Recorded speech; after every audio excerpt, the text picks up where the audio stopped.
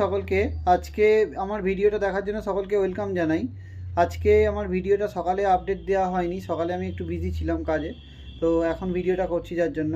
তো আজকে ভিডিওর টপিক যেটা সেটা হচ্ছে আমাদের দিনে অ্যাকচুয়ালি কত ঘন্টা ঘুমানো উচিত। তো এটা নিয়ে অনেক বিতর্কিত মন্তব্য আছে। অনেকে বলে 6 ঘন্টা, অনেকে বলে 7 ঘন্টা, অনেকে বলে 8 ঘন্টা।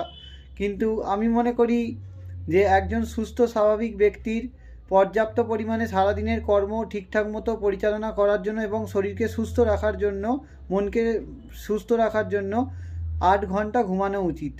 অর্থাৎ আমরা যদি প্রতিদিন রাতে নিয়ম করে 8 ঘন্টা করে ঘুমাই তাহলে কিন্তু আমাদের শরীর মন সারাদিন কিন্তু ভালো থাকবে এবং কাজও কিন্তু ঠিকঠাক হবে। তাই যারা হার্ড ওয়ার্কিং করেন, যারা খুব পরিশ্রম করেন, বিভিন্ন কাজের সঙ্গে যুক্ত বা এমনি সাধারণ মানুষকে বলবো প্রতিদিন 8 ঘন্টা করে ঘুমান, নাহলে শরীর কিন্তু খারাপ হয়ে যাবে। তাই 8 ঘন্টা ঘুমানো আবশ্যিক প্রতিদিন।